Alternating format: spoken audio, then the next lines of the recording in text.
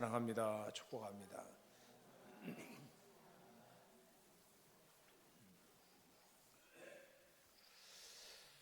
직장인들은 월 중에 월급을 받게 되는데 월급을 받을 때마다 그 감격이 큽니다.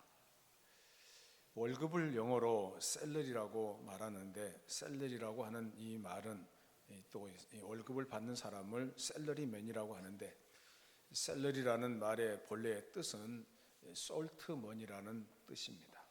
소금 돈이라는 그런 말입니다.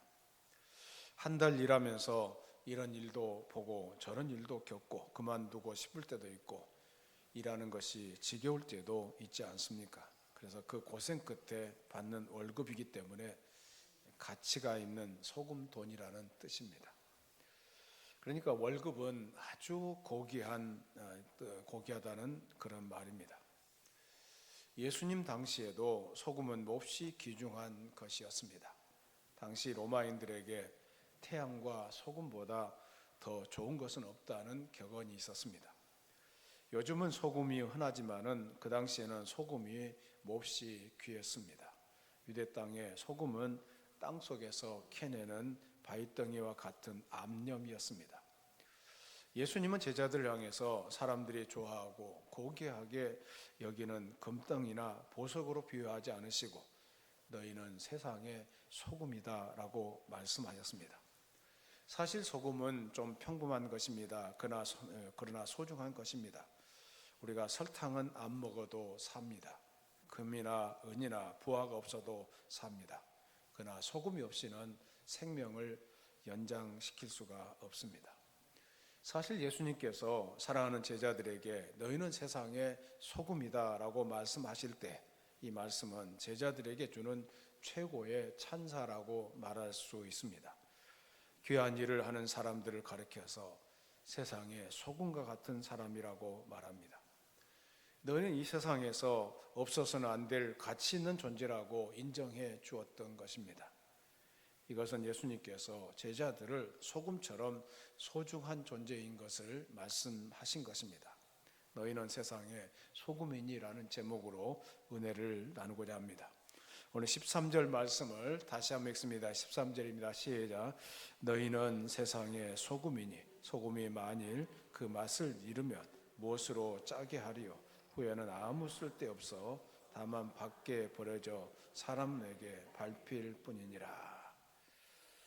너희는 세상의 소금이라고 말씀하셨는데 이 말씀의 의미는 무엇입니까? 부패한 세상에서 방부제 역할을 하라는 뜻입니다.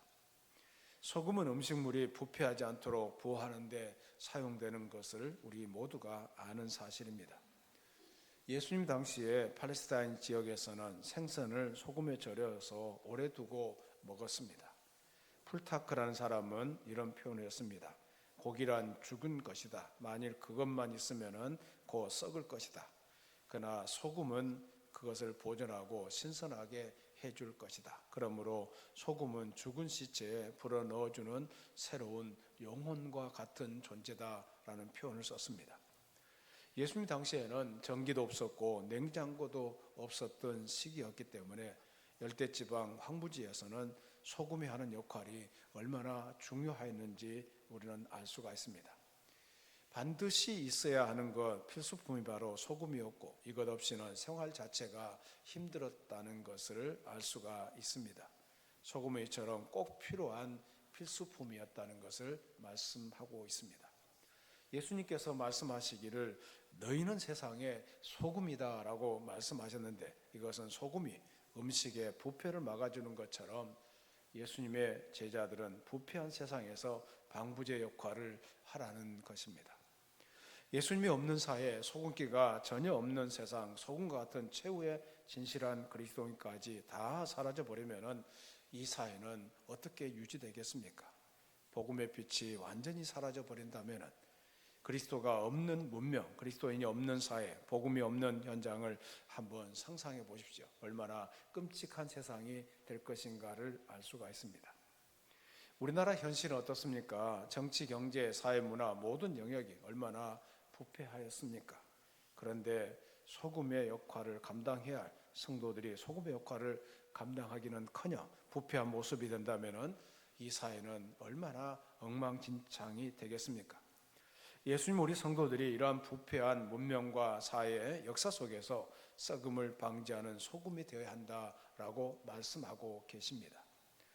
이 세상에는 부패를 조장하는 사람이 있고 썩을 것을 막는 사람이 있습니다.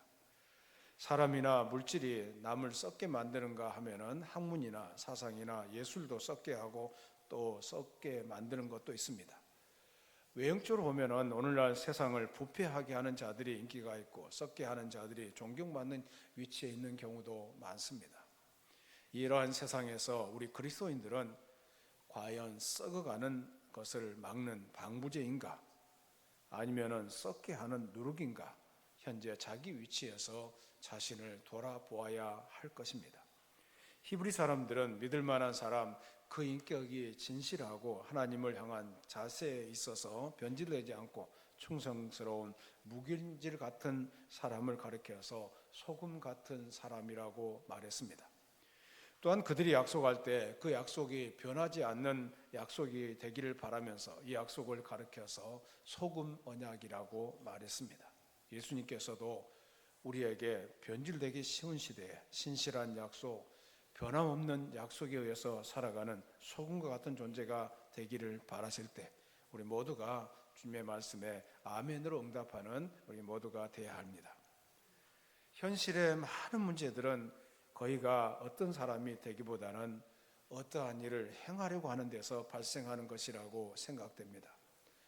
온전한 나무가 되지 않고 그저 열매만 맺으려고 할 때 그곳에 물감을 칠한 사과, 인조 사과가 나와서 세상을 부패시켜 갑니다.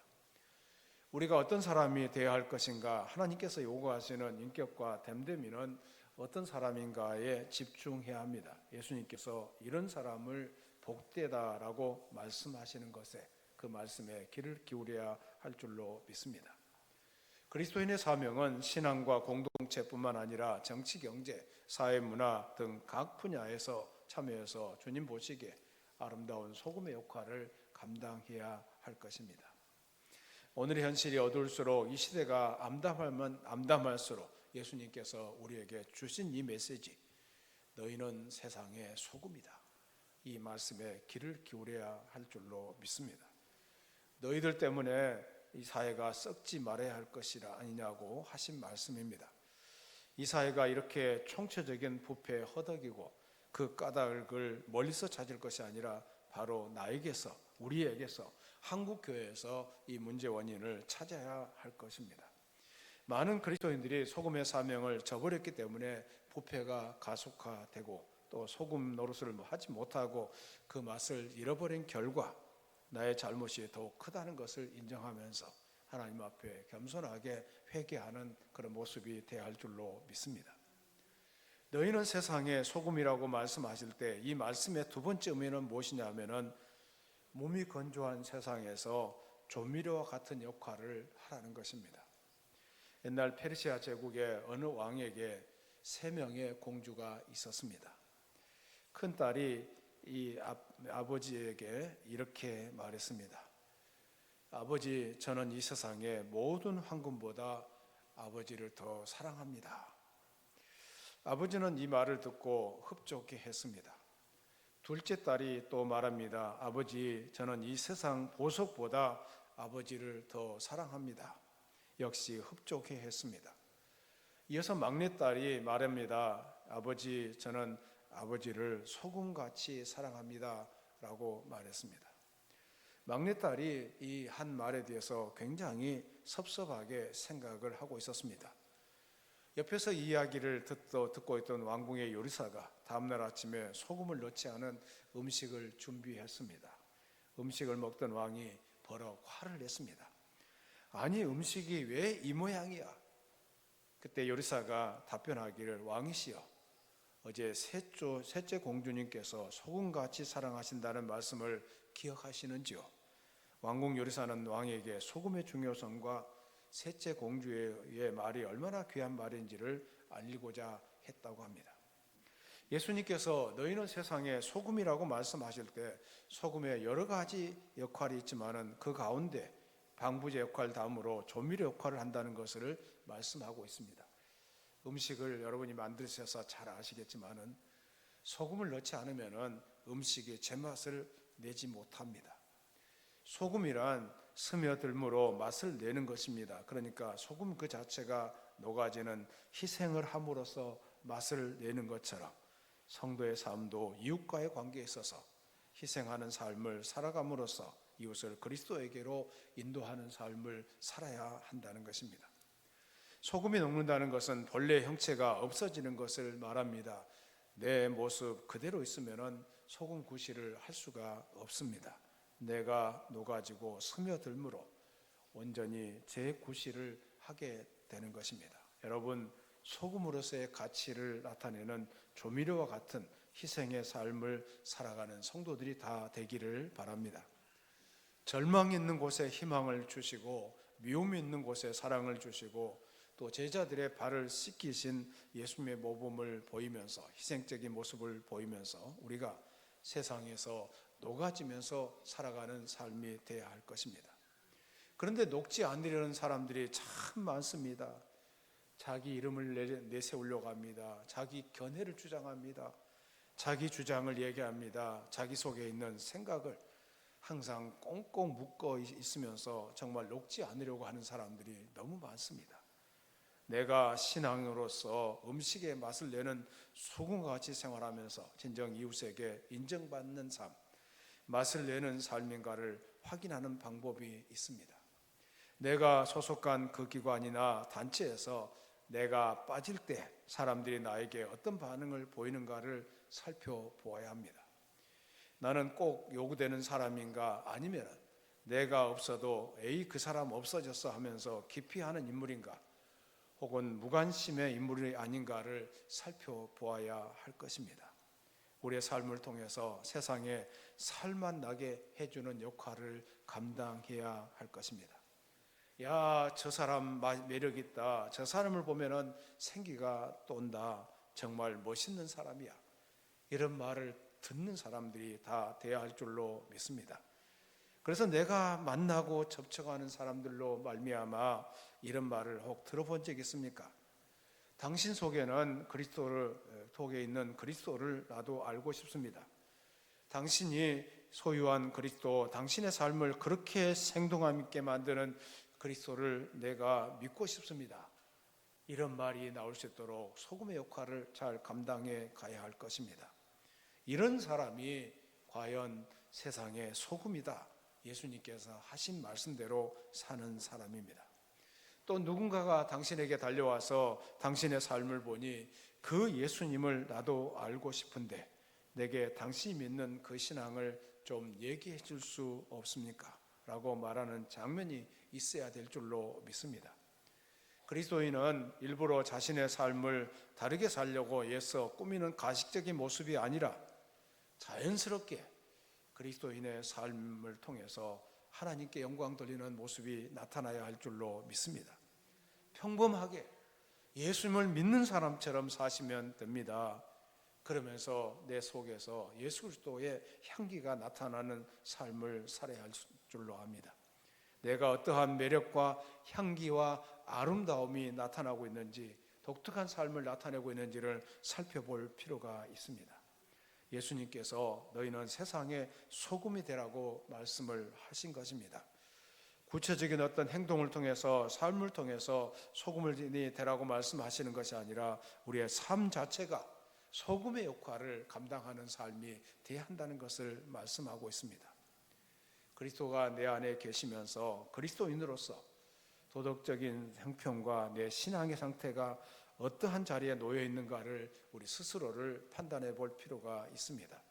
나는 얼마만큼 더 소금다운 소금을 살고 있는지, 나는 어떠한 종류의 그리스도인인가, 맛을 내는 그리스도인인가, 맛을 잃어버린 그리스도인인가를 생각해 볼 필요가 있습니다. 어떤 유머가 있습니다. 한 여자가 남자에게 버림을 받고 교회를 찾아왔습니다. 먼저 전도사님이 그 여자를 만났는데 아무리 달래도 여자의 울음소리는 그칠 줄 몰랐습니다. 남자에게 버림을 받은 그 여자의 아픈 마음을 이해할 수 있잖아요. 그때 마침 목사님이 오셨습니다. 그래서 전사님, 목사님 이 여인에게 따뜻한 말을 좀 해주세요. 따뜻한 말을 좀 해주시면은 이 여자가 울음을 그칠 것 같습니다. 그래서 영문을 모르는 목사님이 그 여인의 머리에 손을 얹고 이렇게 기도했다는 거 아닙니까? 가스 보일라, 기름 보일라, 손난로, 찜질방, 이런 말하니 얼마나 황당했겠어요. 그런데 이번에는 정말 따뜻한 마음 따뜻한 이야기입니다. 장기려 박사에 대한 얘기를 들어보셨을 것입니다. 장기려 박사가 부산에서 청십자 병원에 한 농부가 입원했습니다. 이 농부는 워낙 가난해서 치료비를 끝내고도 입원비가 밀려서 퇴원을 할 수가 없었습니다. 생각도 못한 농부는 장기려 박사를 찾아가 하소연했습니다. 원장님, 모자란 입원비는 돈을 벌어서 갚겠다고 해도 도무지 믿어주지를 않습니다. 이제 곧 모내기를 해야 되는데 제가 가지 않으면 농사를 지을 수가 없습니다. 농부의 사정을 들으면서 생각에 잠겨있던 장 박사가 입을 열었습니다. 밤에 문을 열어줄 테니까 살짝 도망치시오. 그날 밤 장기려 박사는 서무과 직원이 모두 퇴근한 다음에 병원 뒷문을 살짝 열어 놓았습니다. 얼마 뒤에 농부와 그의 아내가 머뭇거리며 나타났습니다. 어둠 속에서 장 박사가 농부의 거친 손을 잡았습니다. 얼마 안 되는 돈이지만은 이 돈을 받아가세요. 그리고 열심히 사세요. 다음날 아침 환자가 사라졌다는 간호사 말을 듣고 서무과 과장이 원장실로 뛰어왔습니다. 원장님, 106호 환자가 간밤에 사라졌습니다. 그러자 장 박사가 말하기를 사실은 내가 도망하라고 문을 열어주었네. 다 나은 환자를 병원에서 붙들고 있으면 그 가족들은 어떻게 살겠나. 이 과장도 알다시피 지금은 농사철이 아니요. 여러분 얼마나 착하게 산 사람입니까? 그래서 장기려 박사에 대한 얘기를 쭉 살펴보니까 이분은 한국의 슈바이처라고 불릴 정도로 훌륭한 삶을 살았던 것을 알 수가 있습니다. 우리 늘푸른 교회 성도들도 이런 마음 따뜻한 삶을 살아내시고 소금의 역할을 잘 감당해야 될 줄로 믿습니다. 이제는 내가 맛깔나는 사람, 맛깔나는 인생, 맛깔나는 신앙인이 되어야 할 줄로 믿습니다. 여러분 자신 때문에 남편이 살만 난다고 생각합니까? 여러분이 있음으로 아내가 살맛을 느끼며 여러분이 있음으로 부모님이 살맛 나고 여러분이 있음으로 자녀가 살맛 난다고 말합니까? 가정에서, 일터에서, 교회에서 또 교회 부서에서 여러분이 다른 사람들을 살맛 나게 하는 그런 인생을 살아가시기를 바랍니다. 그런 인생을 살아드려야 하나님이 기뻐하는 인생 아니겠어요? 정말 사람들이 칭찬할 만하고 사람들이 존경받을 만한 그런 세상의 소금과 같은 역할을 감당해 가기를 간절히 소원합니다. 늘푸른 교회 모든 성도들은 옆 사람을 향해서 살맛 나는 인생이 되기를 바랍니다. 우리 옆 사람 쳐다보면서 살맛 나는 인생을 삽시다 하겠습니다. 여러분 살맛 나는 인생을 사셔야 돼요. 행복하게 사셔야 돼요. 한 주간의 삶이 정말 행복한 삶이었습니다. 아름다운 삶이었습니다. 다른 사람 누가 보아도 나는 내 인생이 살맛 나는 삶이었다고 고백하기를 바랍니다. 오늘 13절 말씀을 다시 한번 읽겠습니다. 13절 말씀을 읽습니다. 시작. 너희는 세상의 소금이니 소금이 만일 그 맛을 잃으면 무엇으로 짜게 하리요? 후에는 아무 쓸데없어 다만 밖에 버려져 사람들에게 밟힐 뿐이니라. 소금의 가치를 잃어버리면 이제는 사람들에게 버려져서 밟히게 된다는 것을 말씀하고 있습니다. 말하자면 엄격히 말하자면 소금이 그 맛을 잃을 수는 없습니다. 염화 나트륨은 완전한 화합물로서 아무리 오래 두어도 순백색의 짠맛이 납니다. 그러나 예수님 당시 팔레스타인에서 쓰던 대부분의 소금은 소금물을 증류하여 얻은 것이 아니라 사해나 이 시리아에서 나오는 바위소금, 암염, 캐는 소금이거나 혹은 염분이 있는 늪지에서 추출된 소금이었습니다. 그러다 보니까 불순물이 더러 혼합되어 있기도 했고 또 여러 가지 광물질이 섞여 있어서 빗방울이 떨어져 빗물이 섞이면은 소금의 맛이 없어지기도 했습니다. 특히 바람에 노출되고 태양빛을 받으면은 소금의 짠맛이 완전히 사라지기도 했다고 합니다. 이렇게 변질된 소금, 맛을 잃은 소금은 아무리 많이 써도 사용 가치가 없는 것입니다. 그냥 평평한 거리나 지붕에 흙 위에 뿌려졌다고 합니다. 혹 지붕에 뿌려지게 되면 맛을 잃은 소금 때문에 흙은 더 단단해지고 누수가 생기지 않는다고 합니다. 그리고 지붕은 운동장이나 공공집회로도 사용되었기 때문에 소금은 결국 사람에게 짓밟히게 되는 것입니다. 옛날 유대교인들에게는 다음과 같은 습관이 있었다고 합니다. 신앙을 버리고 타락했던 사람이 다시 회개하고 돌아오면은 그로 하여금 회당문 앞에 엎드리게 하고 사람들로 하여금 그 일을 밟고 지나가게 했다고 합니다. 그리고 사람들이 지나가면은 이 사람들은 큰 소리로 이렇게 외쳤다고 합니다. 나는 맛을 잃은 소금이 나를 밟고 지나가시오. 우리 가운데 이렇게 소리치게 할 사람이 없는지 한번 살펴보아야 할 것입니다. 이 말씀은 사명을 망각하는 자에 대한 실제적이고도 심각한 경고의 메시지입니다. 예수님을 믿으려면 올바르게 믿어야 합니다. 예수님을 믿으면서도 예수님 맛도 없고 세상 맛도 못 보고 사는 사람은 오히려 더 불쌍한 사람일 뿐입니다. 예수님을 믿으면서 예수님 맛도 없고 세상 맛도 못 보고 산다면 얼마나 한스럽습니까? 세상에 살아가면서 예수님을 모른다면 비양심적으로 살면서 돈이라도 벌 텐데 예수님을 믿으면서 양심을 지키려다 보니까 돈도 제대로 못 벌고 은혜의 맛도 세상 사람들 앞에 보여주지를 못하게 되는 것입니다. 우리가 칭찬을 받든지 핍박을 받든지 둘 중에 하나입니다. 평화의 시대에는 칭찬을 받고 환난의 시대에는 핍박을 받아야 마땅합니다. 세상 사람들에게 밟혀서는 안 됩니다. 밟게 버린다는 것은 무용지물이 된다는 것을 의미하고 있습니다. 밟힌다는 것은 바로 이 멸시받고 천대받고 조롱거리가 된다는 것을 말하고 있습니다. 성도들은 세상 속에서 핍박을 받든지 칭찬을 받든지 둘 중에 하나 선택을 해야 될 줄로 믿습니다. 우리 늘푸른교회 모든 성도들은 세상 사람들 앞에서 당당한 그리스도인이 될 수 있기를 소원합니다. 바로 그런 역할을 감당하는 성도들이 되어야 할 것입니다.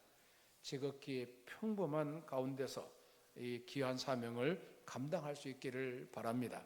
썩을 것을 썩지 않게 하면서도 소위 티내지 않은 너무나도 자연스러운 삶, 그것이 모든 사람에게 매력을 주며 그리스도인으로 이끌어드리는 삶이 되어야 한다는 것입니다.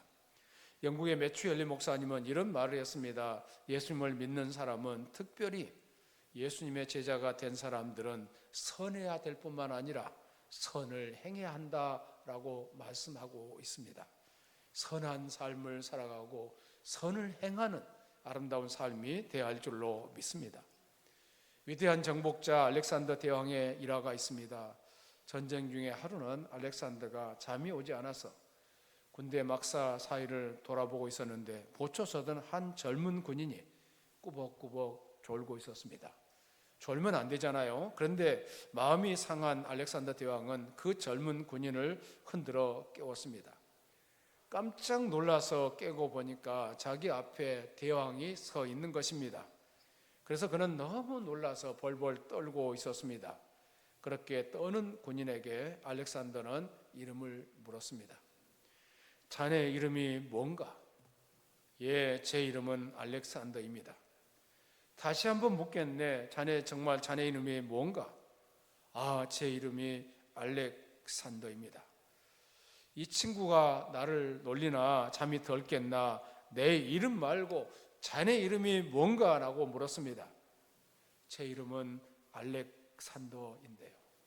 그러자 정색을 하면서 알렉산더 대왕이 그에게 호통을 쳤다고 합니다. 자네가 정말 알렉산더라는 이름을 갖고 있다면 당장 이름을 바꾸든지 아니면 자네의 그 태도를 완전히 바꾸게라고 말했다고 합니다. 우리의 삶의 태도를 완전히 바꾸어서 소금의 역할을 감당해야 될 줄로 믿습니다. 우리를 향해서 너희는 세상의 소금이라는 말씀을 하셨습니다. 소금이 부패를 막아주는 것처럼 우리도 세상의 부패를 막는 소금의 역할을 감당해야 한다는 것입니다. 두 번째, 소금을 마시는 내는 조미료인 것처럼 우리 그리스도인들은 몸이 건조한 세상에서 조미료와 같은 역할을 감당해야 한다는 것입니다. 만일 소금이 맛을 내지 못하면 밖에 버려져 사람들에게 밟힌다는 사실을 생각하시면서 소금의 역할을 잘 감당하는 저와 여러분이 되기를 예수님 이름으로 축원합니다. 살아계신 하나님 감사합니다. 우리가 주의 말씀을 상고해 보았습니다. 우리 모두가 세상에 소금의 역할을 감당하게 하여 주시옵소서. 부패를 막아주는 그런 역할을 감당하게 하여 주시오며, 또 소금이 맛을 내는 역할을 감당하는 것처럼 우리도 맛을 내는 그리스도인들이 되게 하여 주시고, 소금의 맛을 잃으면 결국 밟힌다는 사실을 생각하면서 소금의 역할을 잘 감당하는 주의 종들이 되게 하여 주시옵소서. 늘 푸른 교회 모든 성도들은 소금의 역할을 잘 감당하여 하나님께 영광 돌리게 해 주시옵소서. 예수님 이름으로 기도드리옵나이다. 아멘.